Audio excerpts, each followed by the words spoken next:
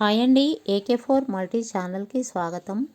ఇప్పుడు మనం ఆయుర్వేద చిట్కాలు దగ్గు గురించి ఒక 3 చిన్న చిట్కాలు తెలుసుకుందామండి. మొదటిది దగ్గుకి 3 సహజ చిట్కాలు తెలుసుకుందాము. మొదటి చిట్కా అండి, తేనె మిరియాల పొడి. 1 చెంచా తేనెలో చిటికెను మిరియాల పొడి కలిపి రోజుకు 2 సార్లు తీసుకోవాలండి.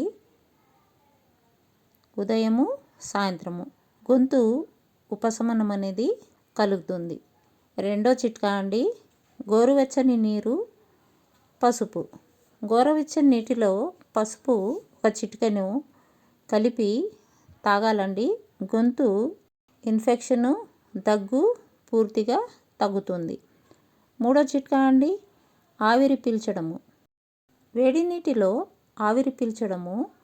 ఆవిరి పీల్చడంతో ముక్కు దిబ్బడ మరియు దగ్గు తగ్గించడంలో ఇది బాగా సహాయపడుతుందండి.